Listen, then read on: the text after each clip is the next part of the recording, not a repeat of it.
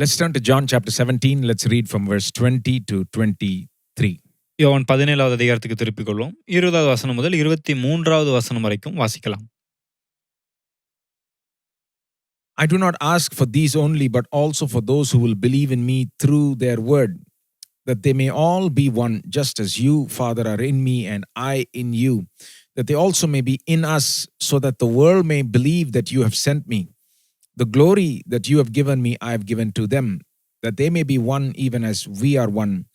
I in them and you in me, that they may become perfectly one, so that the world may know that you sent me and loved them even as you loved me. நான் இவர்களுக்காக வேண்டிக் கொள்கிறதும் அல்லாமல் இவர்களுடைய வார்த்தையினால் என்னை விசுவாசிக்கிறவர்களுக்காகவும் வேண்டிக் கொள்கிறேன். அவர்கள் எல்லாரும் ஒன்றாயிருக்கவும், பிதாவே, நீர் என்னை அனுப்பினதை உலகம் விசுவாசிக்கிறதற்காக நீர் என்னிலேயும் நான் உம்மிலேயும் இருக்கிறது போல அவர்கள் எல்லாரும் நம்மில் ஒன்றாயிருக்கவும் வேண்டிக் கொள்கிறேன். நாம் ஒன்றாயிருக்கிறது போல அவர்களும் ஒன்றாயிருக்கும்படி நீர் எனக்கு தந்த மகிமையை நான் அவர்களுக்கு கொடுத்தேன். ஒருமைப்பாட்டில் அவர்கள் தேறினவர்களாயிருக்கும்படிக்கும் என்னை நீர் அனுப்பினதையும் நீர் என்னில் அன்பாயிருக்கிறது போல அவர்களிலும் அன்பாயிருக்கிறதையும் உலகம் அறியும்படிக்கும் நான் அவர்களிலும் நீர் என்னிலும் இருக்கும்படி வேண்டிக் கொள்கிறேன். We have been studying Jesus' prayer for unity among believers in this passage. இந்த வேத பகுதியிலிருந்து விசுவாசிகள் மத்தியிலே ஒருமைப்பாடு இருக்க வேண்டும் என்று இயேசு ஜெபித்த அந்த ஜெபத்தை நாம் பார்த்து வருகிறோம். Last week we began considering major hindrances to this unity. கடந்த வாரம் இந்த ஒருமைப்பாட்டிற்கு முக்கியமா இருக்கிற ஒரு தடையை பார்த்தோம். I told you last week that there are certain things that hinder Christian unity more frequently and more significantly than others. அதாவது கடந்த வாரம் பார்த்தோம், மற்ற சில காரியத்தை காட்டிலும் சில காரியங்கள் முக்கியமாக இந்த ஒருமைப்பாட்டிற்கு தடையாக இருக்கிறது என்று பார்த்தோம். And it's very important to identify these major hindrances. இந்த முக்கியமான தடைகளை நாம் அடையாளம் கண்டுகொள்வது அவசியமா இருக்கிறது. Oftentimes when we consider the problem of lack of unity in the church, these major hindrances are not very obvious to us. They are somewhat hidden. You have to kind of look beneath the surface. அதாவது அடிக்கடி பார்த்தீங்கன்னா, சபையில் காணப்படுகிற இந்த ஒருமைப்பாட்டில் இருக்கிற இந்த பிரச்சனைகள், அதற்கு முக்கியமாக இருக்கிற தடைகள் வெளிப்படையாக நமக்கு தெரிவதில்லை. அது அந்த அளவுக்கு நம்ம பார்க்க முடியறதில்லை. So when we see an example of disunity, for example, we may think the reason is something, but actually, if you look at it carefully, there is a deeper reason often. அதாவது இந்த ஒருமைப்பாட்டில் காணப்படுகிற இந்த பிரச்சனைகள், இந்த பிரிவினைக்கு காரணத்தை பார்த்தீங்கன்னா, நம்ம சில காரியங்களை மேலோட்டமாக பார்க்குறோம். ஆனால் அதற்கு சில ஆழமான காரணங்கள் இருக்கிறது. We saw last week that sin is one such very deep and major hindrance to unity. கடந்த வாரம் பார்த்தோம் இல்லையா? அதாவது இந்த ஒருமைப்பாட்டிற்கு தடையாக இருக்கிற, முக்கியமான தடையாக இருக்கிற, ஒரு ஆழமான தடையாக இருக்கிற காரியம் என்ன? பாவம் என்று பார்த்தோம். Things like jealousy, coveting, greed, pride. When these kind of sinful attitudes are there, it's very difficult to achieve unity among believers. அதாவது பொறாமை, பெருமை, இச்சை, இந்த மாதிரியான காரியங்கள்லாம் இருக்கும்போது அங்க விசுவாசிகள் மத்தியில் அந்த ஒருமைப்பாட்டை அடைவது என்பது கூடாத காரியமா இருக்கிறது. So we're going to continue what we saw last week, but we're going to develop it a little further. கடந்த வாரம் பார்த்த காரியத்தை அப்படியே நாம் தொடர போகிறோம். ஆனால் அதை இன்னும் கொஞ்சம் அதிகமாக நாம் விவரமாய் காண போகிறோம். Today I'm not going to call the major hindrance as just sin, but I'm going to just put it in different terms and say that one of the major hindrances to Christian unity is a lack of true holiness.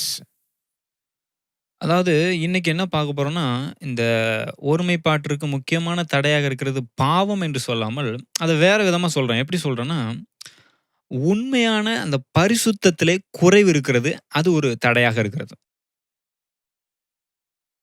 Last week we said that sin is a major hindrance and we can improve the situation by putting away sin. அது போன வாரம் என்ன பார்த்தோம்? இந்த ஒருமைப்பாட்டிற்கு முக்கியமான ஒரு தடை பாவமா இருக்கிறது. அந்த பாவத்தை அகற்றி போடுவதன் மூலமாக அந்த ஒருமைப்பாட்டை நாம் அதிகமாக வளர்த்தெடுக்கலாம். But if I just put it in those terms, that is only presenting the scenario in a kind of negative way, in negative terms. அதாவது அந்த விதத்துல நம்ம சொல்லும்போது, அது ஒரு பிற்போக்கா சொல்ற மாதிரி இருக்கு. Whereas when we describe it in terms of true holiness, when we say that not just sin, but a lack of true holiness is the problem, here we are taking it to another level. ஆனா, பாவம் என்று சொல்லாமல் உண்மையான பரிசுத்தம் குறைவா இருக்கிறது அப்படின்னு சொல்லும்போது, அது ஒரு வேறு ஒரு அடுத்த கட்ட நிலைக்கு இதை கொண்டு செல்கிறது. Because in true holiness, there is a positive element. True holiness involves not only avoiding sin, but actually having a positive holiness and righteousness. உண்மையான பரிசுத்தம் என்று சொல்லும்போது, அது ஒரு முற்போக்கா இருக்குது பாருங்க. உண்மையான பரிசுத்தம்னா ஏதோ பாவம் செய்யல, அப்படி பாவத்தை தவிர்த்துட்டோம் அப்படின்றது மட்டும் கிடையாது. அதை தாண்டி நீதியான கிரியைகளை செய்வது என்றும் வருகிறது. Person who's truly holy doesn't just stay away from sinful deeds, but they are actively doing good deeds of service and love and so on. ஒரு நபர் பரிசுத்தம் உண்மையான பரிசுத்தத்தில் இருக்காருன்னு சொல்லும்போது, ஏதோ பாவத்தை தவிர்த்துட்டாரு, எந்த பாவத்தையும் செய்யல அப்படின்றது மட்டும் கிடையாது பாருங்க. அதை தாண்டி அதோடு கூட அங்கே நீதியின் கிரியைகளை செய்வது, நீதியின் கிரியைகளாக அன்பு, மன்னிப்பு இப்படிப்பட்ட காரியங்களை செய்கிறதும் உள்ளடங்கி இருக்கிறது. In many Bible passages, for example, Colossians chapter 3, verse 8, 12, the Bible teaches that holiness involves these two aspects. One is you put away sin, but the other aspect is you put on these deeds of righteousness, these righteous attitudes and actions. அப்போ வேத பகுதியிலும் பார்த்தீங்கன்னா, இதை குறித்து சொல்லப்படுது பாருங்க. உதாரணத்துக்கு கொலோசியர் 3, 8, 12லாம் பார்த்தீங்கன்னா, இந்த பாவத்தை அகற்றி போடுவது குறித்தும் சொல்லுகிறது. அதே நேரத்திலே நீதியின் கிரியைகளை செய்ய வேண்டும். நீதியின் கிரியைகளாக இருக்கிற காரியங்களை நாம் செய்ய வேண்டியதும் இருக்கிறது என்று சொல்கிறது. So Colossians 3:8 says, put away sins like covetousness and anger and pride and so on. But then verse 12 says, put on things like humility, kindness, patience, love and so on. கொலோசியர் 3:8 பார்த்தீங்கன்னா, அங்கே கோபம், மூர்க்கம், பொறாமை இதெல்லாம் பார்த்தீங்கன்னா அகற்றி போடுங்கள், இதெல்லாம் விட்டு விடுங்கள் என்று சொல்லுகிறது. அதே நேரத்தில் 12வது வசனத்தில் பார்த்தீங்கன்னா, நீங்கள் உருக்கமான இரக்கத்தையும், தயவையும், மனத்தாழ்மையும், சாந்தத்தையும், நீடிய பொறுமையையும் தரித்து கொள்ளுங்கள். இந்த நீதியின் கிரியைகள்லாம் தரித்து கொள்ளுங்கள் என்று சொல்கிறது. So today we're describing this hindrance to unity as a lack of true holiness. அப்போ இந்த ஒருமைப்பாட்டிற்கு தடையாக இருக்கிற காரியம் என்று சொல்லும்போது இன்னைக்கு என்ன பார்க்க போறோம்? உண்மையான பரிசுத்தத்தில் ஒரு குறைபாடு இருக்கிறது. This is not a completely different hindrance from what we saw last week. It is a development of it. கடந்த வாரம் பார்த்தோம் இல்லைங்களா? அந்த தடையிலிருந்து இது முற்றிலும் வேறு விதமான ஒரு தடை கிடையாது. அதிலிருந்து தொடர்ச்சியான ஒரு தடை என்று சொல்லலாம். Okay, so the way we are going to look at this today is first I'll tell you what I mean by true holiness. அப்ப இன்னைக்கு ஆரம்பிக்கும்போது இந்த உண்மையான பரிசுத்தம் என்றால் என்ன அப்படின்னு நான் சொல்லிடுறேன் முதல்ல. Secondly, we'll look at one New Testament illustration of how a lack of this kind of true holiness is a major hindrance for unity. It's a deep reason for disunity. அதுக்கப்புறம் புதிய ஏற்பாட்டில இருந்து ஒரு உதாரணத்தை எடுத்து இந்த ஒருமைப்பாட்டிற்கு இந்த உண்மையான பரிசுத்தம் தடையாக எப்படி இருக்கிறது என்பதை நம்ம புரிந்து கொள்ள போறோம் அந்த பகுதியிலிருந்து. Then thirdly, we'll end by stating the solution. What's the solution that we should be working towards? மூன்றாவது இதற்கான தீர்வு என்ன என்பதை நாம் பார்க்க போகிறோம். So let's begin. First, what do we mean by true holiness? Because it's important we clarify that. முதலாவது ஆரம்பிக்கலாம். முதலாவது உண்மையான பரிசுத்தம் என்றால் என்ன? First of all, why am I even saying it like that? Why can't I just say holiness instead of true holiness? ஏன் நான் அதை இந்த விதத்தில் சொல்றேன்? ஏன் பரிசுத்தம்னு சொல்லாம உண்மையான பரிசுத்தம் அப்படின்னு சொல்றேன்? Because I think, Christians are always talking about holiness, and sometimes what happens is holiness is portrayed in a wrong way, in an unbiblical way. அப்போ ஏன் இப்படி சொல்றேன் அப்படின்னா, கிறிஸ்தவம் வந்து சில நேரத்தில் பரிசுத்தம் சொல்லும்போது அதை வேதாகமத்தின் அடிப்படையில் சொல்லாம வேறு விதமா சொல்லிடுறாங்க. So what do I mean when I say true holiness then? அப்போ உண்மையான பரிசுத்தம் சொல்லும்போது நான் என்ன சொல்ல வரேன்? We could say a lot of things about it, but I want to emphasize two main characteristics of true holiness today. உண்மையான பரிசுத்தம்னு சொல்லும்போது பல காரியங்கள சொல்லலாம் பாருங்க. ஆனால் இன்னைக்கு குறிப்பாக உண்மையான பரிசுத்தத்தின் 2 குணாதிசயங்களை குறித்து உங்களுக்கு சொல்லப் போகிறேன். One is true holiness is to be like Jesus. It is Christ likeness. ஒண்ணு என்ன அப்படின்னா, உண்மையான பரிசுத்தம் என்று என்று சொல்லும்போது கிறிஸ்துவைப் போல, அதாவது கிறிஸ்து எப்படி இருக்கிறாரோ கிறிஸ்துவைப் போல இருப்பது. Secondly, true holiness involves giving a high priority to love. Loving God, loving others, love. இன்னொன்று என்ன அப்படின்னா, உண்மையான பரிசுத்தம் என்று சொல்லும்போது தேவனை அன்பு கூறுவது, மற்றவர்களை அன்பு கூறுவது. அந்த அன்புக்கு முக்கியத்துவம் கொடுப்பது. Let me just explain these two things a little bit. இந்த 2 காரியத்தை கொஞ்சம் நான் விளக்குறேன். The most important thing about New Testament holiness is this, that true holiness is to be like Jesus, right? அது புதிய ஏற்பாட்டில உண்மையான பரிசுத்தம் என்று சொல்லும்போது இயேசுவைப் போல இருப்பது. Right? Jesus Christ is the only perfect example of holiness you can find. இயேசு கிறிஸ்து மட்டும்தான் இந்த உண்மையான பரிசுத்தத்துக்கு சிறந்த முன்மாதிரியாக இருக்கிறார். நீங்க பார்க்கிறதுல இயேசு மட்டும்தான் சிறந்த முன்மாதிரி. No human being has ever lived a perfectly holy life. வேற எந்த மனிதனும் ஒரு பூரணமான விதத்துல பரிசுத்தமாய் வாழ்ந்ததில்லை. Only Jesus, the God man, has lived a perfectly holy life, and therefore only he can be the perfect example of holiness. இயேசு மட்டுமே அப்படி பூரணமான விதத்திலே வாழ்ந்தவராய் இருக்கிறார். அவர்தான் தேவ மனிதனாக பூரணமான விதத்திலே பரிசுத்தமாய் வாழ்ந்திருக்கிறார். If you follow any human being, whoever they are, as an example, if you follow them, we are liable to go wrong somewhere. அப்போ நீங்க அப்படி விட்டுட்டு வேற எந்த ஒரு மனிதனையாவது நீங்க பின்பற்றினீங்க அப்படின்னா, நீங்க அங்க வேறு விதமாக வேறு வழியில சென்றுவீங்க. Not only that, the holiness that we see in Jesus is the very holiness of God himself. அது மாத்திரமல்ல, இயேசுவினிடத்திலே காணப்படுகிற அந்த பரிசுத்தமானது தேவனிடத்தில் இருக்கிற அதே பரிசுத்தமா இருக்கிறது. There is no one more holy than God. God is holy, holy, holy. தேவனை விட வேற பரிசுத்தமானவன் யாருமே கிடையாது பாருங்க. தேவன் பரிசுத்தர், பரிசுத்தர், பரிசுத்தர். And in fact, when God tells us to be holy, he says, be like me, be holy, for I, the Lord, am holy. Leviticus 19:1, right? He says, you be like me. This is the standard you should be aiming at. அப்போ தேவன் வந்து நம்மள பரிசுத்தமா இருக்கணும்னு சொல்லும்போது என்ன சொல்றாரு? உங்கள் தேவனும் கர்த்தருமாகிய நான் பரிசுத்தர், ஆகையால் நீங்களும் பரிசுத்தராயிருங்கள். என்ன சொல்றாரு? என்ன போல பரிசுத்தராயிருங்கன்னு சொல்றாரு. Even Jesus said, be perfect just as your heavenly Father is perfect. இயேசு கூட சொல்லும்போது உங்கள் பரலோக பிதா பூரண சற்குணரா இருக்கிறது போல நீங்களும் பூரண சற்குணராயிருங்கள் அப்படின்றார். And the value of looking at Jesus is you cannot see God's holiness so perfectly and clearly as you can see it in Jesus. That's why Jesus said, if you've seen me, you've seen the Father. அப்போ அங்க இயேசுவை எதுக்கு பார்க்கிறோம்? இயேசுவை பார்க்கும்போது தேவனுடைய பரிசுத்தத்தை அங்க பார்க்கிறோம். அதனால தான் இயேசுவை பார்க்கிறோம். இயேசுவே சொல்றார் இல்லையா, என்னை கண்டவன் பிதாவை கண்டான் அப்படின்னு சொல்றார். Colossians 2:9 says that in Jesus dwells all the fullness of the Godhead in bodily form. கொலோசியர் 2:9 என்ன சொல்கிறது? தேவத்துவத்தின் பரிபூரணம் எல்லாம் சரீர பிரகாரமாக அவருக்குள் வாசமா இருக்கிறது. I'm saying all this to say that when it comes to holiness, we should be constantly looking to Jesus as our example. ஏன் இதெல்லாம் நான் சொல்லிட்டு இருக்கிறேன்? நாம பரிசுத்தம் என்று வரும்போது நம்ம தொடர்ந்து நமக்கு முன்மாதிரியாக இயேசுவை மட்டும்தான் பார்க்கணும். Christians will all agree to this immediately. எல்லா கிறிஸ்தவங்களும் உடனடியே அதை வந்து அங்கீகரித்து ஏற்றுக்கொள்வாங்க. But the truth is, sometimes Christians are pursuing a holiness that is different from what we see in Jesus.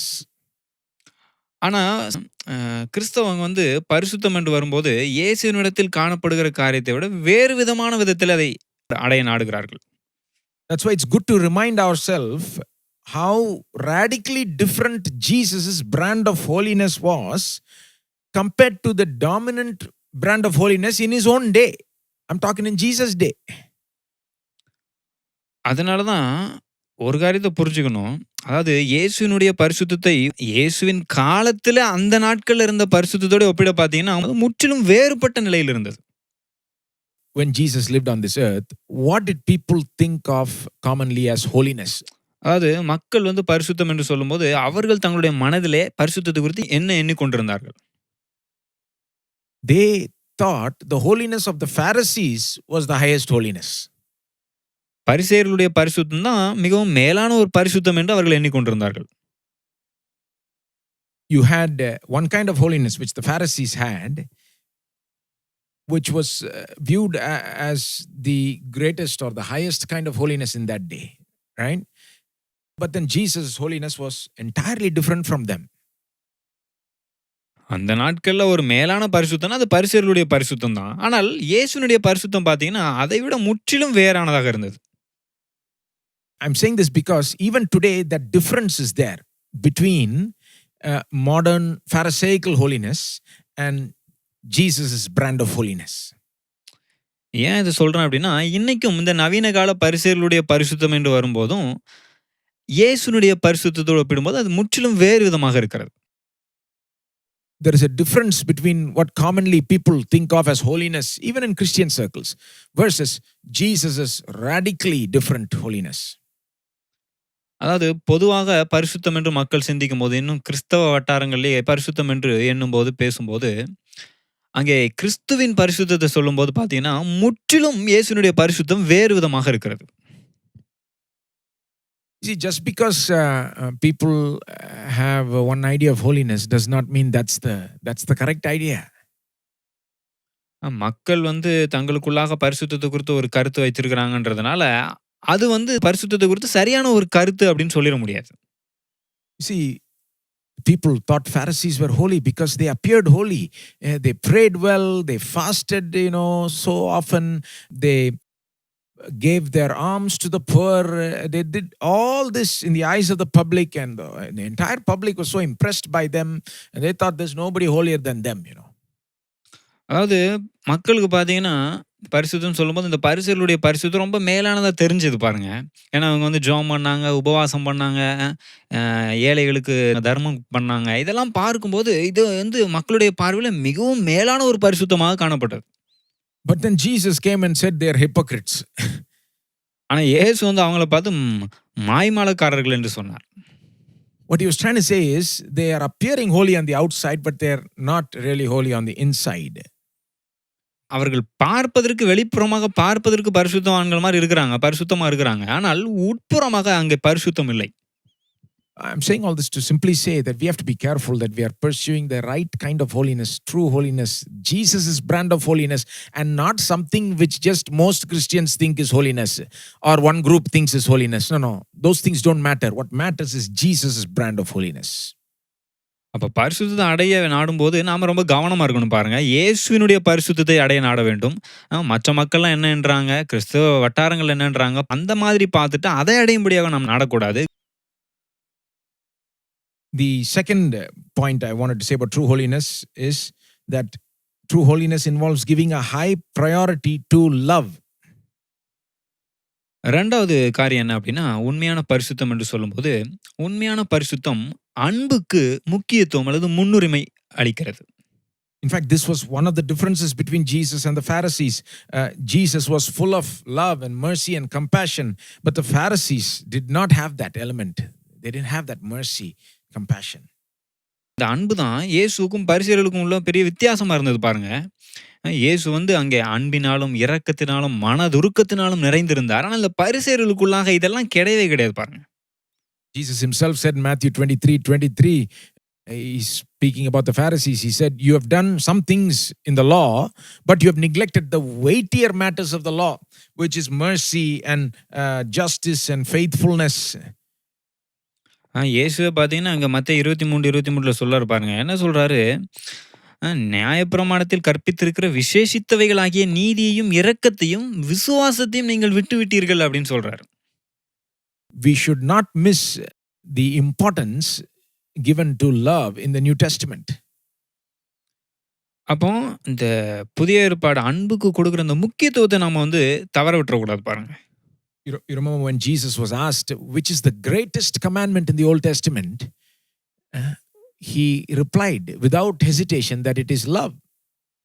இயேசுவின் இடத்துல பிரதான பழைய ஏற்பாட்டில் பிரதான கற்பனை எது அப்படின்னு அவர் இடத்துல கேட்ட பொழுது அவர் எந்த ஒரு தயக்கமும் இல்லாம அன்புதான் என்று உடனடியாக பதில் சொன்னார். Right, in Matthew 22, 36 to 40, you see that Jesus says, love for God is the first, love for your neighbor is the second. மத்தேயு 22:36 பார்த்தீங்கன்னா, அங்க சொல்றாரு, முதலாவது தேவனிடத்தில அன்பு கூறணும். 2வது மற்றொரு பிறனிடத்தில அன்பு கூறுவாயாக. இதுதான் பிரதான கற்பனைன்னு சொல்றார். There's so many commandments in the Old Testament, and Jesus narrows it down to this one theme, love. And not only that, he says in that passage in verse 40, he says that the entire Old Testament hangs on this love command or is based upon it. அதாவது இந்த கற்பனைகள் எல்லாம் சுருக்கி அன்பு தான் எல்லாமே அப்படின்னு சுருக்கி அன்புல சொல்லிட்டாரு பாருங்க. அது மாத்திரமல்ல, அங்க மத்தேயு 22:40 பார்த்தீங்கன்னா, இவ்விரண்டு கற்பனைகளிலும் நியாயப்பிரமாணம் முழுமையும் தீர்க்க தரிசனங்களும் அடங்கி இருக்கிறது அப்படின்னு சொல்றாரு. You go to the writings of the Apostle John, he says that this one thing, that is whether or not we have love, becomes one of the best tests of our relationship with God. 1 John 4:8. அப்போ இங்க அப்போஸ்தலனாகிய யோவான் பார்த்தீங்கன்னா, அவர் என்ன சொல்றாரு, நீங்க சகோதரனிடத்துல அந்த அன்பு கூறுகிற காரியம், அதுதான் பார்த்தீங்கன்னா தேவனுக்கும் உங்களுக்கும் இடையே இருக்கிற அந்த உறவு இருக்கிறதா என்பதை பரிசோதிக்கிற ஒரு காரியமா இருக்கிறது என்று சொல்லுகிறார். 1 யோவான் 4:8 அதை பார்க்கலாம். 1 John 4:8 says, anyone who does not love does not know God, because God is love. அங்க 1 யோவான் 4:8 என்ன சொல்றாரு, அன்பு இல்லாதவன் தேவனை அறியான், தேவன் அன்பாகவே இருக்கிறார் என்று சொல்லுகிறார். In another passage in 1 John 4:20, he emphasizes the importance of loving our brothers and sisters in Christ. And he says this, if anyone says, I love God and hates his brother, he is a liar. For he who does not love his brother whom he has seen cannot love God whom he has not seen. அதுக்கப்புறம் 1 யோவான் 4:20 பார்த்தீங்கன்னா, அதாவது கிறிஸ்துவுக்குள்ளாக இருக்கிற நம்முடைய சகோதர சகோதரிகளை அன்பு கூறுவதை குறித்து சொல்லும்போது என்ன சொல்றாரு, தேவனிடத்தில் அன்பு கூறுகிறேன் என்று ஒருவன் சொல்லியும் தன் சகோதரனை பகைத்தால் அவன் பொய்யன். தான் கண்ட சகோதரனிடத்தில் அன்பு கூறாமல் இருக்கிறவன் தான் காணாத தேவனிடத்தில் எப்படி அன்பு கூறுவான் அப்படின்னு சொல்றார். He's saying, even though love for God is first and love for neighbor is second, love for your brother is second, if you don't love your brother, then you can't even claim to love God. You can't say, I love God, but not my brother. The both go together, hand in hand, right? If you love God, then you will love your brother. In fact, he says in verse 21, whoever loves God must also love his brother. அதாவது தேவனை அன்பு கூறுவது முதலாவதாக இருந்து சகோதரனிடத்தில் அன்பு கூறுவது 2வதாக இருந்தாலும் கூட, அங்கே தேவனிடத்தில் அன்பு கூறுவனால் அங்கே சகோதரத்தில் அன்பு கூற வேண்டும். அப்படி அந்த அன்பு கூறுதல் இருக்கும் அப்படின்னு சொல்றாரு.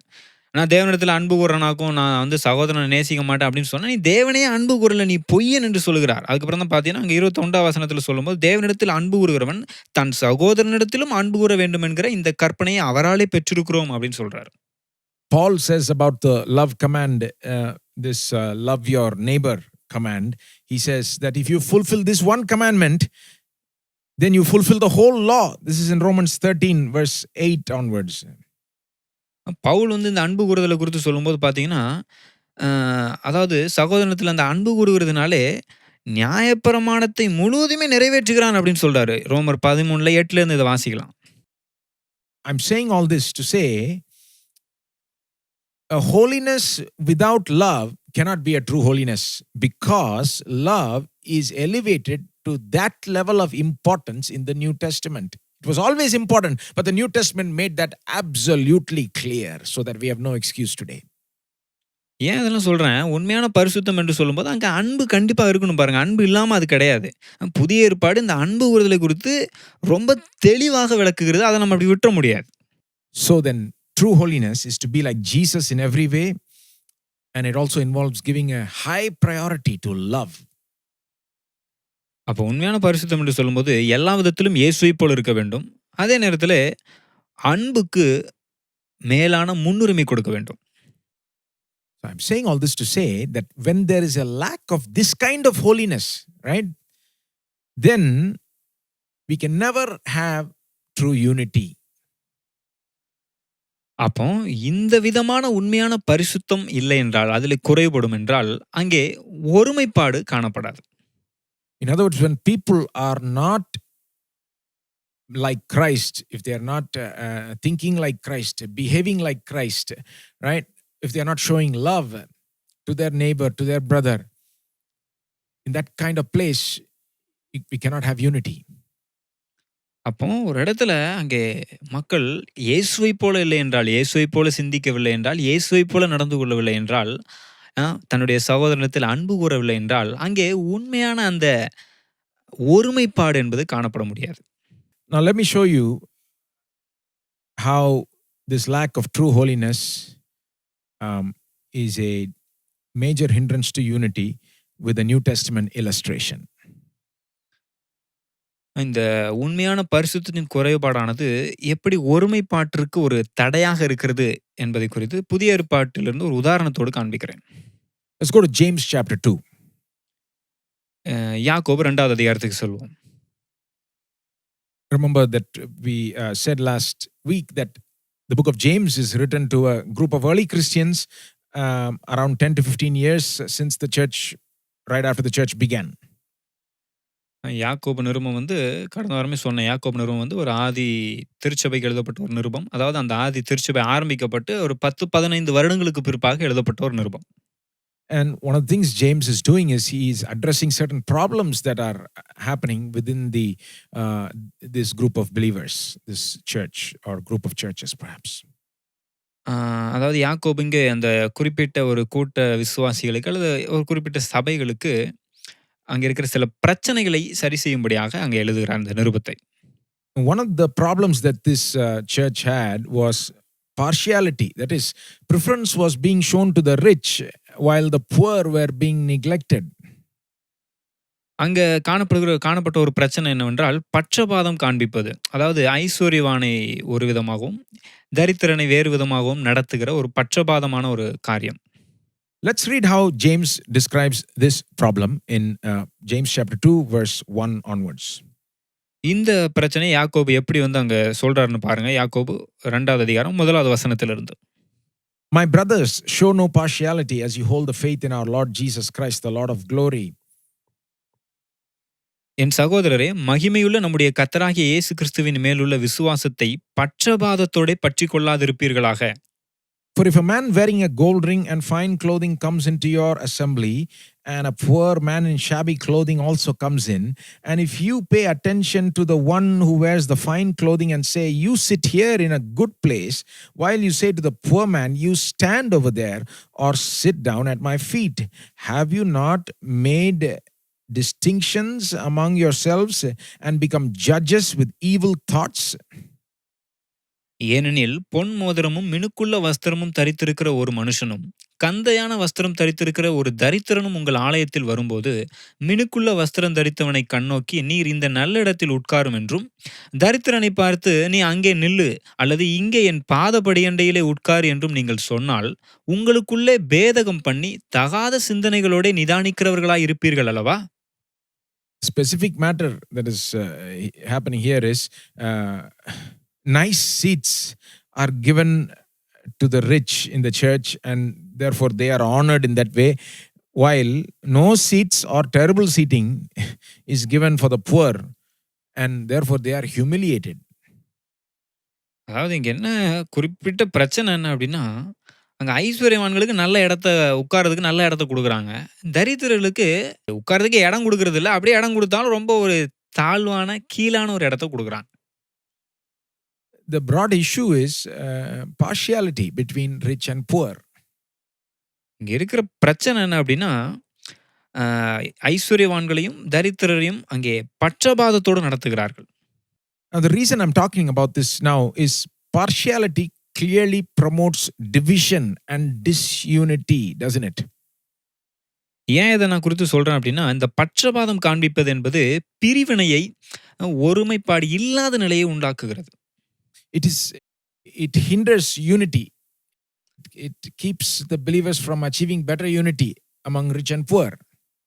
இது ஒருமைப்பாட்டிற்கு தடையா இருக்குது பாருங்க. ஐஸ்வர்யவானுக்கும் தரித்திரனுக்கும் இடையில அங்க ஒரு தடையை உண்டு பண்ணுகிறது. When we give preference to the rich and neglect the poor, we are sometimes without realizing promoting this worldly division between rich and poor. அதாவது ஐஸ்வர்யவான்களுக்கு முக்கியத்துவம் கொடுத்து தரித்திரரை ஒதுக்கும்போது, நம்ம அறியாமலே இந்த உலகத்தில பண்ணுகிறது போல அந்த அந்த பிரிவினையை உண்டாக்குகிறோம். See, in the world, this division between rich and poor exists everywhere, all the time. உலகத்தில பார்த்தீங்கன்னா, இந்த ஐஸ்வர்யவான், ஏழை, தரித்திரன் சொல்லுகிற அந்த பிரிவினையானது எப்போதுமே எல்லா இடங்களிலும் இருக்குது. But we should not give room for that division in the church, and especially we should not be promoting it by showing partiality, in this way. ஆனா சபைக்குள்ளாக அப்படிப்பட்ட பிரிவினைக்கு இடம் கொடுக்கக்கூடாது. அது மாத்திரமல்ல, இந்த மாதிரி பட்சாபாதம் காண்பித்து, அந்த மாதிரியான பிரிவினையை நாம் ஊக்குவிக்கக்கூடாது. Because we are all one in Christ Jesus. There is no rich or poor. We are all one. We are brothers and sisters. ஏனென்றால் நாம் கிறிஸ்து இயேசுக்குள்ளாக எல்லாரும் ஒன்றாக இருக்கிறோம். நாம் எல்லாருமே கிறிஸ்துவுக்குள்ள ஒன்றா இருக்கிறோம். நாம் எல்லாருமே சகோதர சகோதரிகளாக இருக்கிறோம். But when poor are neglected, what happens?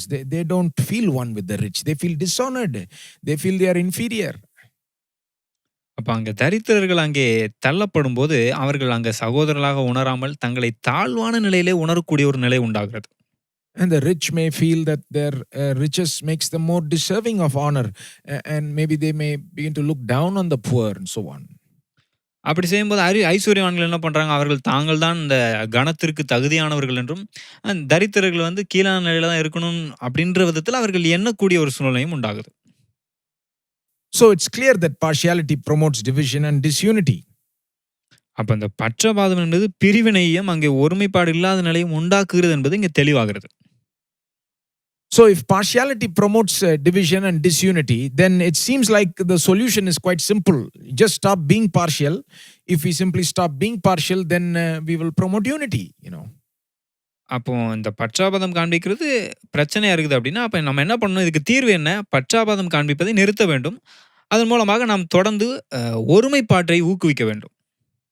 But it's not as simple as that. It's never as simple as that. Because there are reasons for why people are partial. இதை வந்து அவ்வளோ எளிமையாக எடுத்துக்க முடியாது பாருங்க. அதாவது மக்கள் வந்து ஏன் இந்த மாதிரி பட்சாபாதம் காண்பிக்கிறாங்க அப்படின்றதுக்கு காரணம் இருக்குது. Without considering those reasons, we can't just say stop being partial, right? அதை நம்ம தெரிஞ்சுக்காம பட்சபாதத்தோட இருக்காதீங்க அப்படின்னு நம்ம சொல்லிட முடியாது. What is the reason that people show partiality? அப்ப மக்கள் பட்சபாதம் காண்பிப்பதற்கான காரணம் என்ன? See, one very practical reason, we don't need the Bible to tell us this reason. If you just think, you'll realize that one practical reason why there is partiality is because people want to earn the favor of the rich or the powerful or the influential people. அது நடைமுறையில் இந்த பட்சபாதம் காண்பிப்பதற்கான காரணம் அப்படின்னு சொல்லும்போது, மக்கள் வந்து என்னன்றாங்க? அதாவது இந்த ஐஸ்வர்யம் உள்ளவர்கள், பணக்காரர்கள் இவரிடத்திலிருந்து நமக்கு ஏதாவது தயவு கிடைக்கணும், நம்ம இவங்ககிட்ட இருந்து ஏதாவது பெற்றுக்கொள்ளலாம் அப்படின்ற விதத்துல பட்சபாதம் காண்பிக்கிறாங்க. So they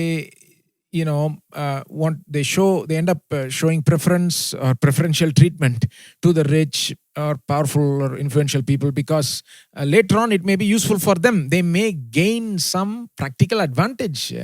They may gain some favor from them tomorrow. அதாவது இந்த ஐஸ்வர்யம் உள்ளவர்களுக்கு மற்றும் இந்த அதிகாரத்துல வல்லமையா இருக்கிறவங்க, அவங்களுக்கு நம்ம முன்னுரிமை கொடுக்கும்போது, அதன் மூலமாக எதிர்காலத்துல பின்னாடி நம்ம அதன் மூலமா ஏதாவது ஒரு தயவை, ஏதாவது ஒரு நன்மையை பெற்றுக்கொள்ளலாம். அதன் அடிப்படையில அவங்க இந்த மாதிரி பட்சபாதம் காண்பிக்கிறாங்க. This is true not only today but also in James's day 2000 years ago. இது வந்து இன்னைக்கு நடைமுறையில் இருக்குதுன்னு மட்டும் இல்ல, 2000 வருஷத்துக்கு முன்பாக அங்க யாக்கோபுடைய காலத்திலயும் அப்படிதான் இருந்திருக்கு. So people often give preference to the rich because they get some kind of practical advantage, or at least they see the possibility of some advantage later on. அப்போ மக்கள் பட்சபாதம் காண்பிக்கிறது ஏன் காண்பிக்கிறாங்க? ஏதோ ஒரு நன்மையை பெற்றுக்கொள்ளும்படியா, அல்லது உடனே கிடைக்கலனா கூட பின்னாட்கள் ஏதாவது நன்மையை பெற்றுக்கொள்ளலான்ற விதத்துல தான் இந்த மாதிரி பட்சபாதம் காண்பிக்கிறாங்க. But the amazing thing is the Bible points even deeper reasons why there is partiality. ஆனா வேதம் வந்து இந்த பட்சபாதம் ஏன் அப்படின்னு சொல்லும்போது இன்னும் ஆழமான காரணத்தை சொல்லுகிறது. Let me show you that this passage teaches us these deep reasons, deep hindrances. இந்த வேத பகுதி நமக்கு போதிக்கிற அந்த ஆழமான தடை என்ன அப்படின்றத நான் உங்களுக்கு காண்பிக்க போறேன். One very deep reason that is revealed here is a lack of love A lack of love is the reason behind partiality. ஒரு காரணம் என்ன அப்படின்னா, அன்பு கூறுவதிலே குறைபாடு இருக்கிறது. Look at what James says in verse 8 and 9. 8வது 9வது வசனத்துல யாக்கோபு என்ன சொல்றாருன்னு கவனிங்க. He says, if you really fulfill the royal law according to the scripture, you shall love your neighbor as yourself, you are doing well. But if you show partiality, you are committing sin and are convicted by the law as transgressors. உன்னிடத்தில் நீ அன்பு கூறுவது போல பிறனிடத்திலும் அன்பு கூறுவாயாக என்று வேதவாக்கியம் சொல்லுகிற ராஜரீக பிரமாணத்தை நிறைவேற்றினால் நன்மை செய்வீர்கள். பட்சபாதம் உள்ளவர்களாய் இருப்பீர்களானால் பாவம் செய்து மீறினவர்கள் என்று நியாயப்பிரமாணத்தால் தீர்க்கப்படுவீர்கள். James is saying, when you show partiality, you are actually violating the royal law of scripture. அப்ப இங்க யாக்கோபு என்ன சொல்றாரு, நீங்க இங்க பட்சபாதம் காண்பிக்கும் போது ராஜரீக பிரமாணத்தையே நீங்க அங்க மீறீங்க, நிறைவேற்றாம போறீங்கன்றார். What is the royal law? It is the law that says love your neighbor as yourself. ராஜரீக பிரமாணம் என்ன? உன்னிடத்தில் நீ அன்பு கூறுவது போல பிறனிடத்திலும் அன்பு கூறுவாயாக. Why does he call this the royal law? ஏன் இத ராஜரீக பிரமாணம்னு இவர் சொல்றாரு? Well, because I already showed you throughout the New Testament, this law about love is elevated as supreme, more than the other laws, more than the other commands. ஏற்கனவே உங்களுக்கு காண்பித்த இல்லையா, புதிய ஏற்பாட்டுல பாத்தீங்கன்னா இந்த அன்பு என்கிற இந்த பிரமாணம் தான் உயர்ந்ததான முன்னுரிமை வகிக்கிற ஒரு பிரமாணமாக இருக்கிறது. Just as the lion is the king of the forest, the law about love is the king of God's laws. அதாவது சிங்கம் எப்படி காட்டுக்கு ராஜாவா இருக்குதோ அதே போல தேவனுடைய பிரமாணங்கள்ல இந்த அன்பானது ராஜரீக பிரமாணமாக அது இருக்கிறது. James is saying, you think partiality is an ordinary thing?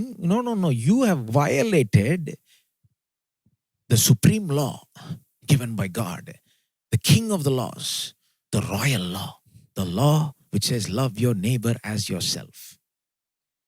அப்ப இங்க யாக்கோபு என்ன சொல்றாரு, ஏதோ நீங்க பட்சபாதம் காண்பிக்கிறதுனால ஏதோ தவறு செஞ்சிட்டீங்க அப்படின்னு கிடையாது. நீங்க தேவன் கொடுத்த பிரமாணத்திலே இருக்கிற அந்த பிரமாணத்தின் ராஜா போன்று இருக்கிற அந்த பிரமாணத்தை, ராஜரீக பிரமாணத்தை, அதாவது உன்னிடத்தில் நீ அன்பு கூறுகிறது போல பிறனிடத்திலும் அன்பு கூறுவாயாக என்று சொல்லுகிற அந்த ராஜரீக பிரமாணத்தை நீங்க மீறுறீங்க அப்படின்றார்.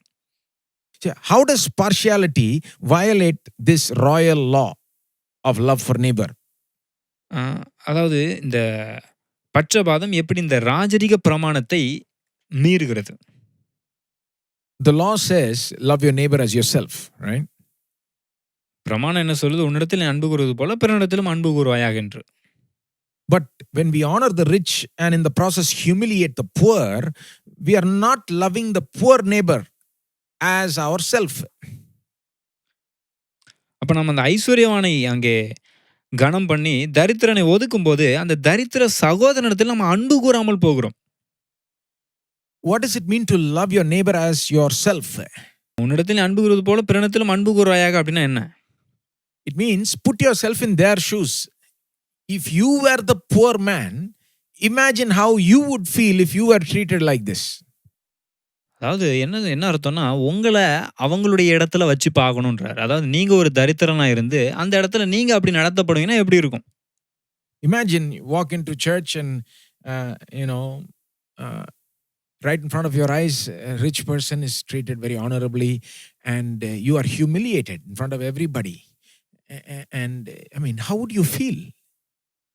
நீங்க சபைக்கு போறீங்க, சபைக்குள்ள போகும்போது அங்க ஐஸ்வர்யவானான ஒருத்தன் அங்க ரொம்ப கனம் பண்ணப்படுறான், நல்ல இடத்துல உட்கார வைக்கப்படுறான். நீங்க அங்க ரொம்ப தாழ்வான விதத்துல நடத்தப்படுறீங்கன்னா நீங்க எப்படி அதை குறித்து எப்படி உணர்வீங்க? Love your poor neighbor as yourself means you put yourself in their shoes and treat them the way you would want to be treated. உன்னிடத்தில் அன்பு கூறுவது போல பிறனிடத்திலும் அன்பு கூறாயன்னு சொல்லும்போது என்ன அர்த்தம்? அதாவது அந்த தரித்திர சகோதரனுடைய இடத்துல ஒன்னு நீங்க வச்சு நீ அங்க இருந்தா நீ எப்படி நடத்தப்படணும்னு விரும்புவியோ அப்படி அவனை நடத்து அப்படின்றார். But these people that James is writing to, you see, their problem is they did not do this. They did not put themselves in the position of the poor man. They did not for even 1 minute think about how the poor man would feel. ஆனா இங்க யாக்கோபு எழுதுறாரு இல்லைங்களா, இந்த ஆட்கள் பாத்தீங்கன்னா அங்கே தங்களை வந்து அந்த தரித்திர சகோதரனுடைய இடத்துல வைத்து யோசிச்சு பார்க்கல பாருங்க. அந்த தரித்திர சகோதரன் எப்படி உணர்வான்றது குறித்தும் கொஞ்சம் கூட யோசிக்கல. They did not care about the poor, the feelings of the poor. தரித்திரனை குறித்து எந்த விதத்திலையும் அவங்க கவலைப்படல. தரித்திரனுடைய உணர்வுகளை குறித்தும் எந்த விதத்திலையும் கவலைப்படல. By the way, let me just also mention this as a side note. They did not even really care or love the rich man. They showed him honor only for their own advantage. இப்போ இங்க பார்த்தீங்கன்னா, இந்த ஐஸ்வர்யவான்ல கூட அவங்க உண்மையான விதத்துல அன்பு கூரல. அதாவது தங்களுடைய நன்மைக்காக அவங்கள கனம் பண்றாங்க அவ்வளவுதான். They don't really care about the poor or the rich. They are caring only for themselves. They are loving only themselves. They want to earn favor of the rich. And so they are being nice to them, honoring them and so on. அந்த ஆட்கள் பார்த்தீங்கன்னா, உண்மையாவே அங்க ஐஸ்வர்யவானையும் சரி, தரித்திரனையும் சரி 2 பேரையுமே உண்மையாவே நேசிக்கல. இவங்க தங்களுடைய நன்மைக்காக தாங்கள தான் நன்மை பெற்றுக்கொள்ளும் விதமாக அங்க ஐஸ்வர்யவான்கள கனம் பண்றாங்க. அப்படி நடத்துறாங்க. They had no love for their neighbor. Neither poor nor rich, especially not the poor. And they had love only for themselves. அங்க அவங்க ஐஸ்வர்யவானையும் நேசிக்கல, தரித்திரனையும் நேசிக்கல. தங்களை மட்டும் தான் அவங்க நேசிச்சுக்கிறாங்க. See, what's the deeper reason behind partiality? It's not just some practical advantages there, so people are doing it. No. It's much deeper. It's worse. அப்ப பட்சபாதம் காண்பிக்கிறதுக்கான காரணம்னு சொல்லும்போது, ஏதோ ஒரு நன்மையை பெற்றுக்கொள்கிற காரியம் இருக்குது. அதுதான் காரணம் அப்படின்னு மட்டும் கிடையாது. அதை விட ஆழமான காரணம் இருக்கிறது. The deeper reason is selfishness. They're thinking only about themselves. They don't have love for the other person. They are severely lacking in love. ஆழமான காரணம் என்ன? சுயநலம் இருக்குது பாருங்க அங்க. தங்களை பத்தி மட்டுமே யோசிச்சு, தங்கள மட்டுமே நேசிக்கிறது. மத்தவங்கள பத்தி யோசிக்கிறது இல்ல. மத்தவங்கள எந்த விதத்திலயும் அவங்கள பத்தி எந்த ஒரு கரிசனையும் இவங்களுக்கு இல்ல. அவங்கள அன்பு கூர்றதே இல்ல அவங்க. That means they are severely lacking in true holiness. Why? They are violating the king of the laws. Surely that means they lack in holiness. அப்போ இங்க உண்மையான பரிசுத்தத்துல ஒரு குறைபாடு காணப்படுது பாருங்க. ஏன் சொல்றேன் அப்படி? ஏனென்றால் இங்கே ராஜரீக பிரமாணத்தை, அந்த பிரமாணங்களுக்கெல்லாம் மேலாக ராஜா போன்று இருக்கிற அந்த ராஜரீக பிரமாணத்தை அவர்கள் மீறுகிறார்கள். So that's one deep reason, right? A lack of love is what's driving this partiality, right? அது ஒரு ஆழமான காரணம் பாருங்க. அதாவது இந்த அன்பு கூறுவதிலே உள்ள குறைபாடு. அதுதான் இந்த பட்சபாதம் காண்பிப்பதற்கான ஆழமான காரணம். But James points out another reason. Let me show you. Let's read verse 4 to 6. ஆனா யாக்கோபு இன்னும் சில காரணங்களையும் சொல்றாரு. 4 முதல் 6 வசனங்களை பாருங்க. Right? So basically these two men are walking in, rich man and poor man. They're giving preference to the rich, humiliating the poor. And James says in verse 4, if you've done this, have you not then made distinctions among yourselves and become judges with evil thoughts? இங்க அடிப்படையில பார்த்தீங்கன்னா, அங்க ஐஸ்வர்யவான கனம் பண்றாங்க. தரித்திரனை அங்க ஒதுக்குறாங்க. தாழ்வா நடத்துறாங்க. அப்ப அங்க சொல்றாரு யாக்கோபு 4வது வசனத்துல, உங்களுக்குள்ளே பேதகம் பண்ணி தகாத சிந்தனைகளோட நிதானிக்கிறவர்களா இருப்பீர்கள் அல்லவா அப்படின்றார். I want to notice that word evil thoughts, right? The word evil, very strong. அங்க தகாத சிந்தனைகளோட அப்படின்னு சொல்றாரு. ரொம்ப ஒரு வலுவான ஒரு வார்த்தையை பயன்படுத்துறாரு. தமிழ்ல தகாதன்னு வந்துருச்சு, ஆங்கிலத்துல ஈவில். தமிழ்ல தகாதன்னு இருக்கு பாருங்க. ஆனா ஆங்கிலத்துல பொல்லாத சிந்தனைகளோட நிதானிக்கிறவர் அல்லவா அப்படின்றாரு. Let's continue to read verse 5 and 6. You'll see why he thinks this is evil. தொடர்ந்து 5, 6 வசனத்தை கவனிப்போம் பாருங்க. ஏன் இது பொல்லாத சிந்தனை அப்படின்னு சொல்றாரு. He says verse 5, listen my beloved brothers, has not God chosen those who are poor in the world to be rich in faith and heirs of the kingdom which he has promised to those who love him, but you have dishonored the poor man. என் பிரியமான சகோதரரை கேளுங்கள், தேவன் உலகத்தின் தரித்திரரை விசுவாசத்தில் ஐஸ்வர்யவான்களாகவும் தம்மிடத்தில் அன்பு கூறுகிறவர்களுக்கு தாம் வாக்குத்தத்தம் பண்ணின ராஜ்யத்தை சுதந்திரிக்கிறவர்களாகவும் தெரிந்து கொள்ளவில்லையா? நீங்களோ தரித்திரரை கனவீனம் பண்ணுகிறீர்கள். What he's saying is God has actually honored the poor, chosen, honored the poor, but you have dishonored the poor. This is evil. That's what he's saying. என்ன சொல்றாரு அவரு? தேவன் தரித்திரரை கனம் பண்றாரு, நீங்களோ தரித்திரரை கனவீனம் பண்றீங்க. அப்ப அது பொல்லாத ஒரு தீமையான காரியம் சொல்றாரு. Let me unpack that a little bit. இது இன்னும் கொஞ்சம் விளக்கி விவரமா சொல்றேன் பாருங்க. You see, the world makes everything difficult for the poor. The world leaves out the poor, does not choose the poor, does not look favorably upon the poor. உலகம் பார்த்தீங்கன்னா, தரித்திரர்கள் அந்த அளவுக்கு ஒரு பொருட்டா எண்ணாது. அவங்களுக்கு வந்து எந்த ஒரு காரியத்தையும் செய்றதில்ல. அவங்களுக்கு எந்த ஒரு விதத்திலயும் அவங்கள மதிக்கிறதில்ல. In the world, the poor are always at a disadvantage. But God has made sure that the poor are at no disadvantage whatsoever when it comes to spiritual matters.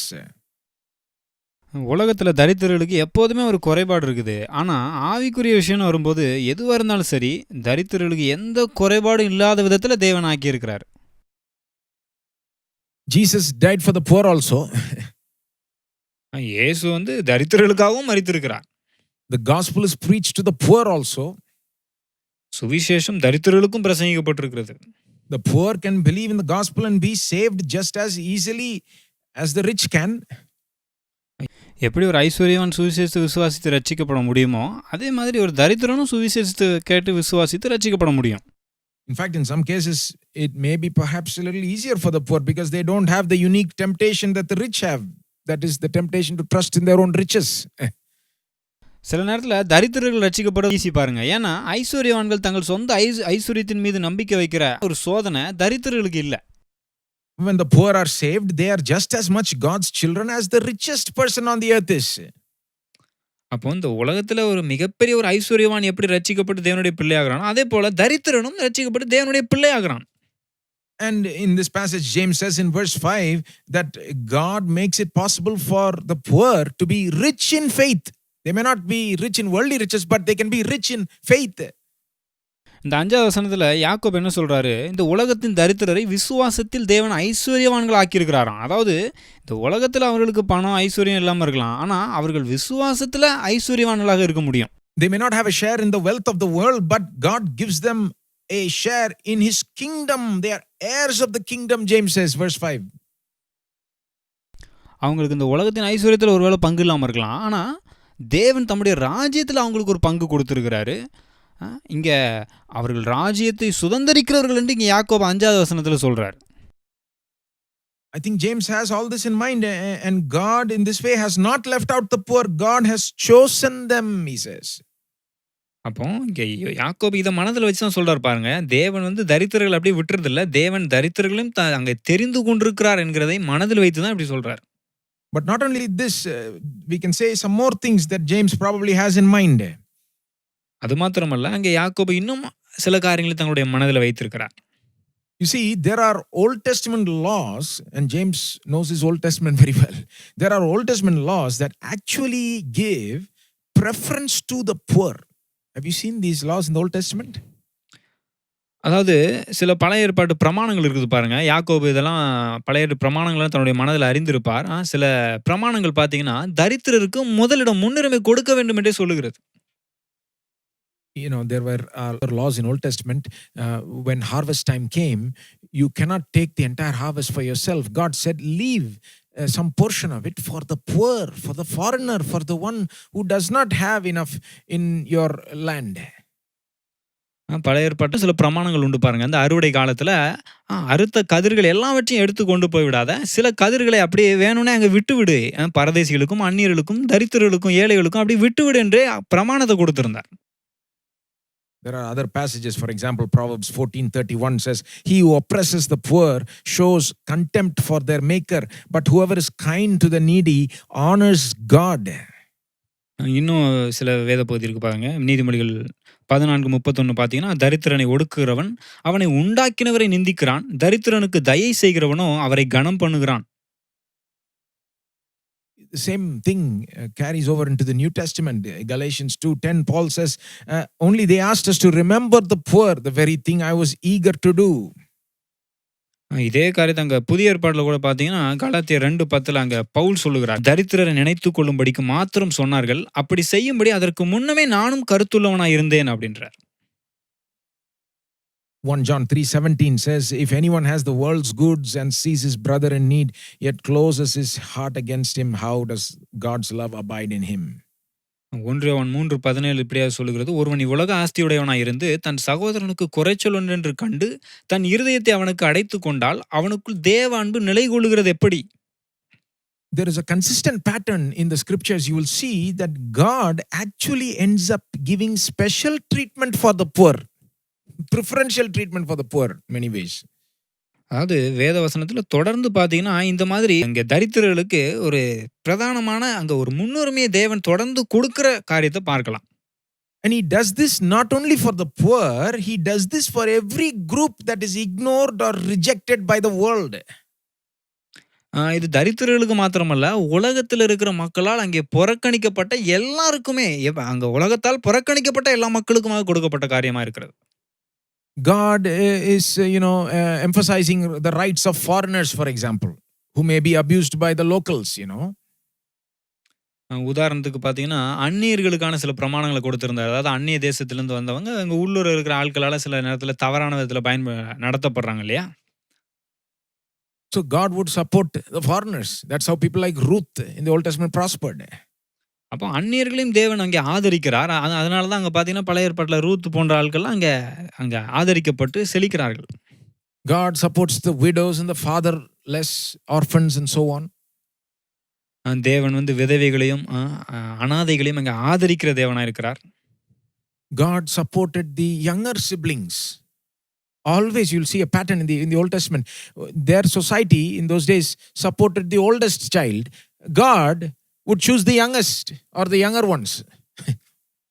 அது மாத்திரமல்ல பார்த்தீங்கன்னா, பழைய ஏற்பாட்டில் முழுவதும் ஒரு விதமான முறை இருக்குது. அதாவது எப்போதுமே இந்த இளையவனை தெரிந்து கொள்கிற ஒரு காரியம். தேவன் எப்போதுமே பார்த்தீங்கன்னா, இந்த இளையவனை தெரிந்து கொள்கிறார். ஆனால் அவங்களுடைய வழக்கம் என்னன்னா, மூத்தவனை தெரிந்து கொள்ளணும், மூத்தவனை தான் ஆசீர்வதிக்கணும். ஆனால் தேவன் எப்போதுமே இளையவனை தெரிந்து கொள்கிறார்.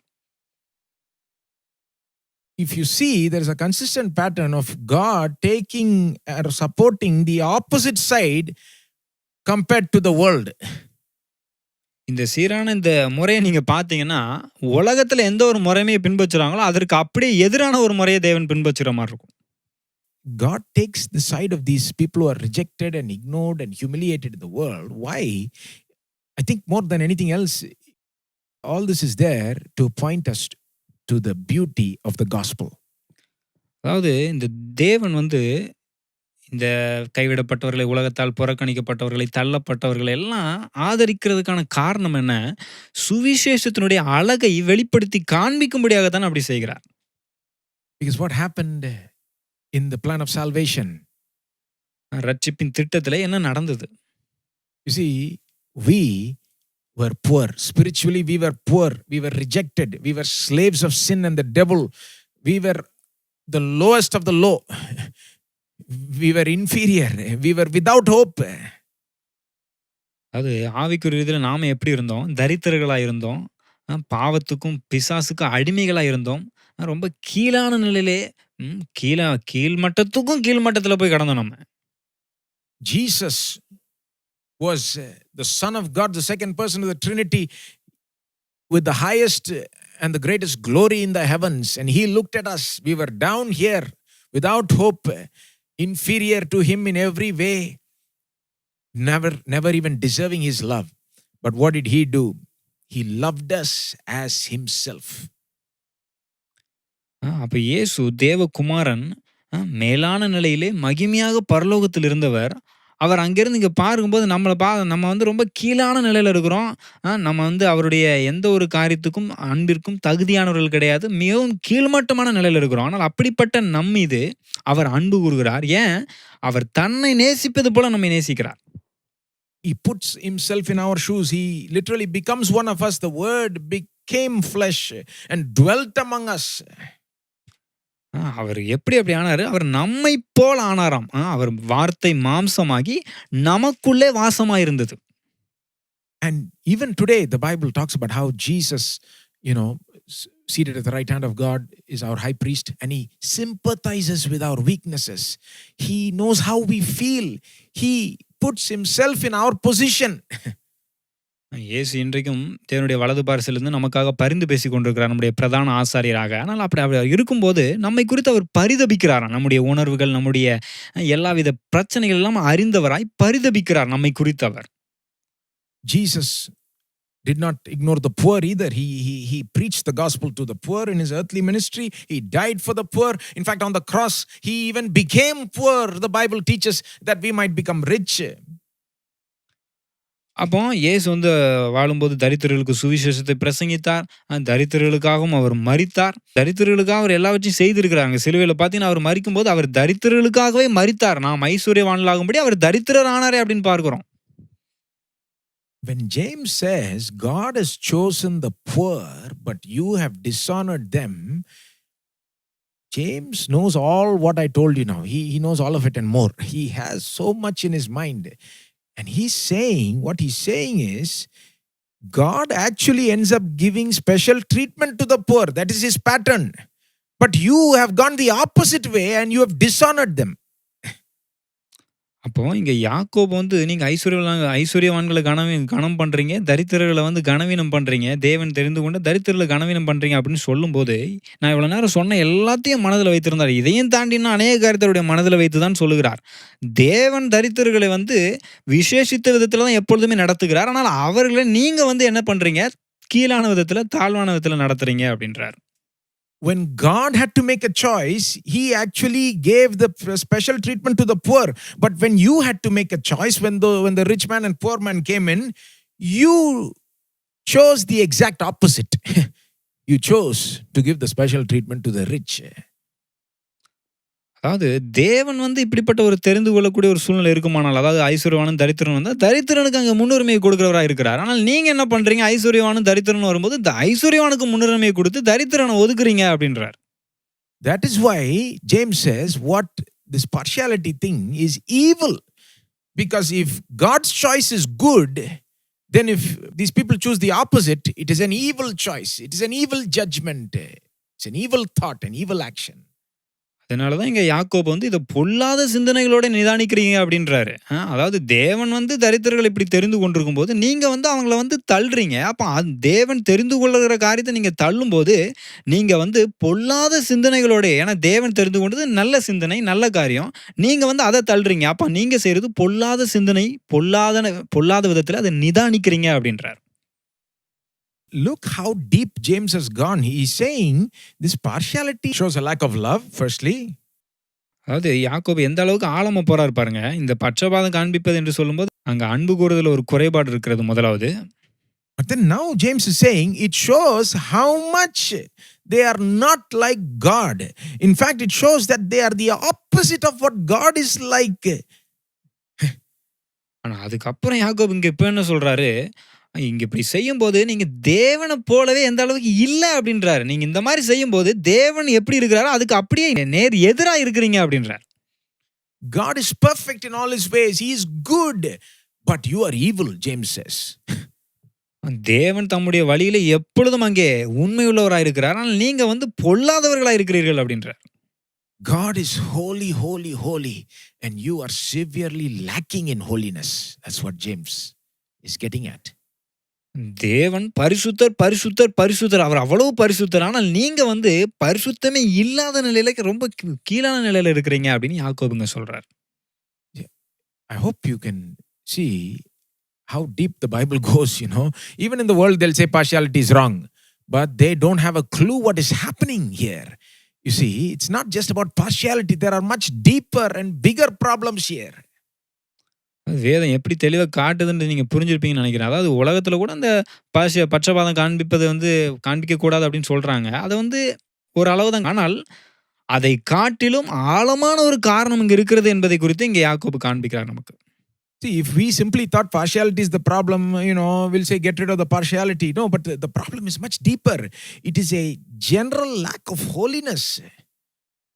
நம்ம வந்து பட்சபாதம் தான் பெரிய பிரச்சனை அப்படின்ற மாதிரி பேசிட்டு இருக்கிறோம். ஆனால் பட்சபாதம் அல்ல, அதையும் தாண்டி அங்க ஆழமாக பரிசுத்தத்தில் குறைபாடு இருக்கிறது. You know, sometimes even Christians we're tempted to take this things like this very lightly. Partiality, so what, you know, it's not such a big deal, right? No, it is a big deal.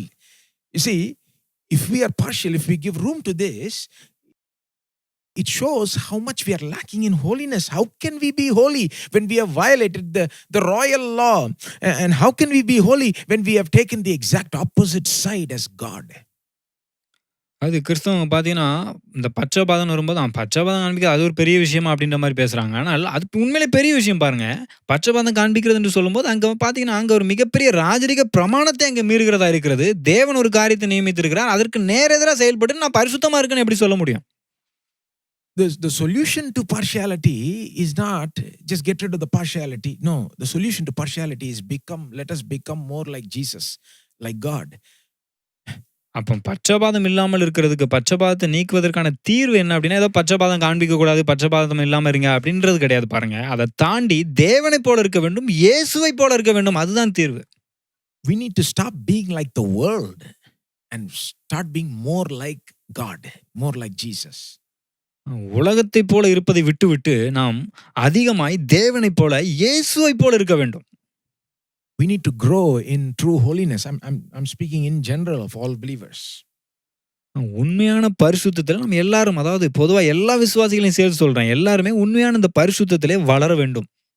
See, what we have seen here is just one example.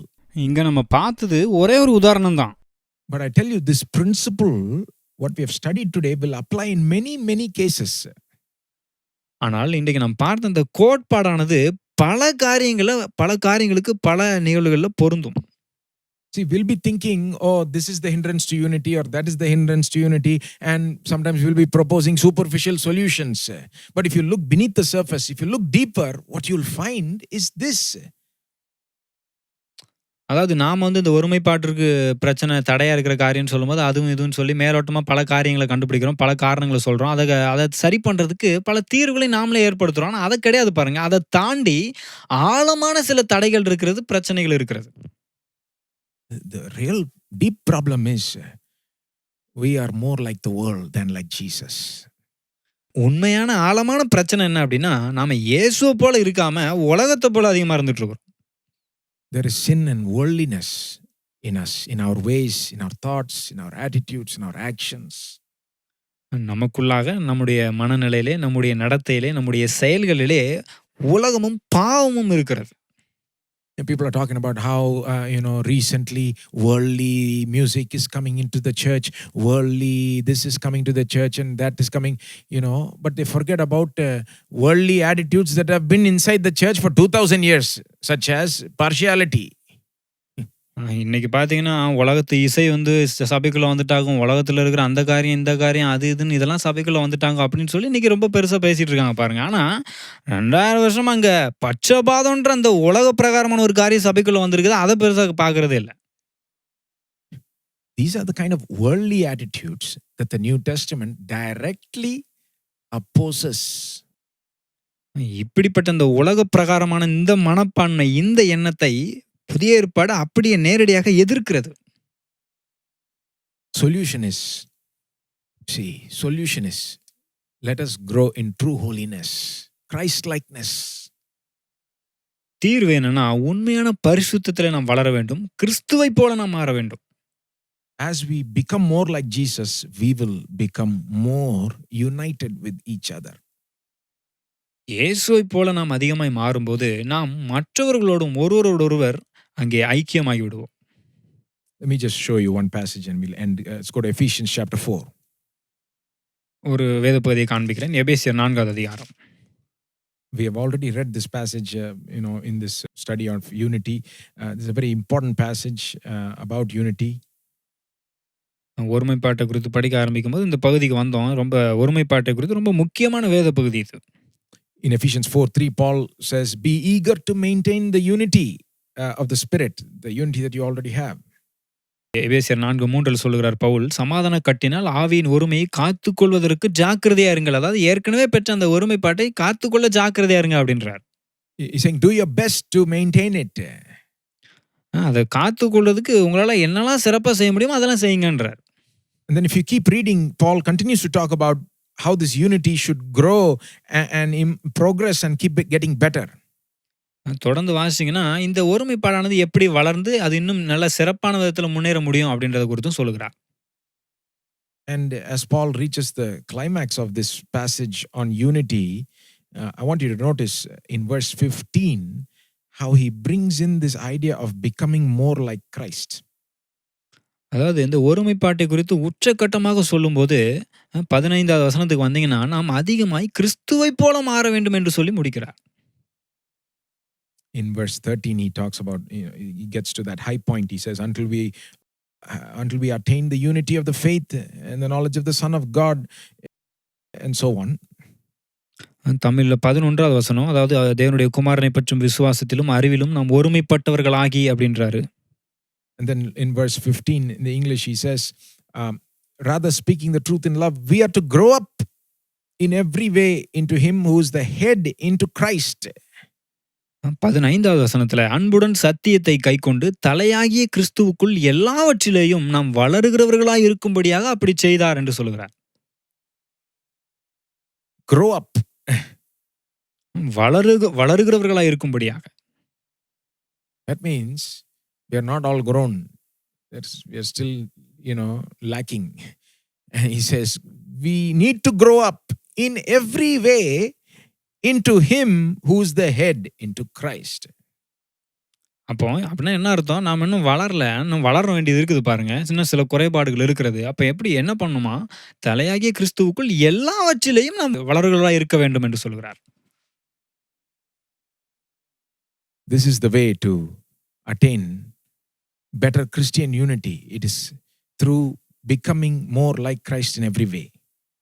அப்போ இதுதான் அந்த கிறிஸ்தவ ஒருமைப்பாட்டை அடைவதற்கான வழியா இருக்குது. அதாவது எல்லாவற்றிலேயும் நாம் கிறிஸ்துவை போல மாற வேண்டும். Let us pursue this Christ likeness. Let us pursue this true holiness. And in that way, we will be achieving better unity. அப்போ கிறிஸ்துவை போல மாறக்கூடிய இந்த உண்மையான பரிசுத்தத்தை நாம் அடைய நாடும்போது தான் அந்த உண்மையான அந்த ஒருமைப்பாட்டை நாம் அடைய முடியும். அந்த ஒருமைப்பாட்டில் வளர முடியும். May God help us realize how much we are lacking in Christ likeness. கிறிஸ்துவை போல இருப்பதில் நாம் எந்த அளவுக்கு குறை உள்ளவர்களாக இருக்கிறோம் என்பதை குறித்து தேவன் நமக்கு வெளிப்படுத்தும்படியாக அவர் நமக்கு உதவி செய்ய வேண்டியதா இருக்கிறது. May God help us to become more like Christ in every way. எல்லா விதத்திலையும் நாம் கிறிஸ்துவை போல மாற தேவன் நமக்கு உதவி செய்ய வேண்டும். So that we may truly be one in Christ. அப்போது நாம் உண்மையாகவே கிறிஸ்துவுக்குள்ளாக ஒன்றாக இருப்போம். Let's pray. நாம் ஜெபிக்கலாம். Heavenly Father, we come to you in Jesus' name. பரலோக பிதாவே, இயேசுவின் நாமத்தினாலே மண்டையில் வருகிறோம்.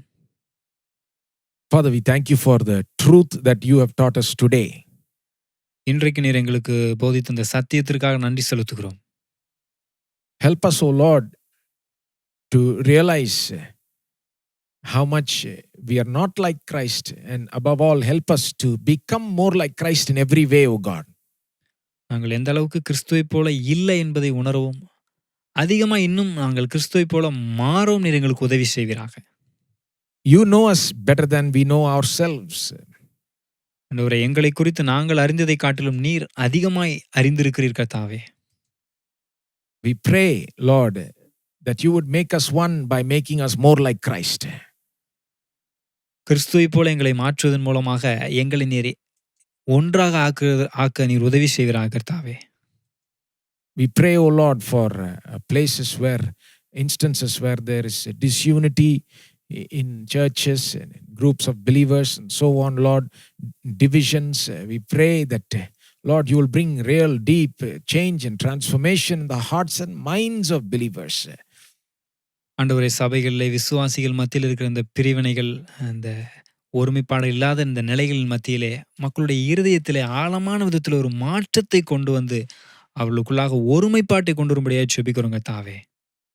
We pray that there would be better unity for the world to see in the days and months and the time to come. We pray that we will see significant progress in this area, O God. ஆண்டவரே, வருகிற நாட்களில், வருகிற மாதங்களில் ஆண்டவரே, உலகம் வியந்து பார்க்கிற விதத்திலே இந்த ஒருமைப்பாட்டில் நாங்கள் மிகப்பெரிய மாற்றத்தை அடைய உதவி செய்வீராக. We thank you for you are already doing it behind the scenes. ஏற்கனவே காணக்கூடாத விதத்தில் நீ கிரியை செய்து கொண்டிருக்கிறபடியால் நன்றி செலுத்துகிறோம். Continue to lead us and guide us in your will.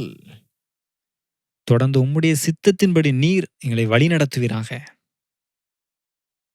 We pray especially for the believers who are struggling with all kinds of challenges in today's world. இன்றைய உலகத்திலே பல்வேறு சவால்களின் மத்தியிலே சென்று கொண்டிருக்கிற விசுவாசிகளுக்காக ஜெபிக்கிறோம் கர்த்தாவே. We pray for believers who are sick. வியாதிப்பட்ட விசுவாசிகளுக்காக ஜெபிக்கிறோம். We pray for those struggling with financial needs. பொருளாதார தேவையினால் பிரச்சனையில் இருக்கிறவர்களுக்காக ஜெபிக்கிறோம். Oh Lord, you are more than enough. நீர் போதுமானதற்கும் அதிகமானவராக இருக்கிறீர் கர்த்தாவே. Nothing is impossible with you, O God. உம்மாலே கூடாத காரியம் ஒன்றுமில்லை கர்த்தாவே.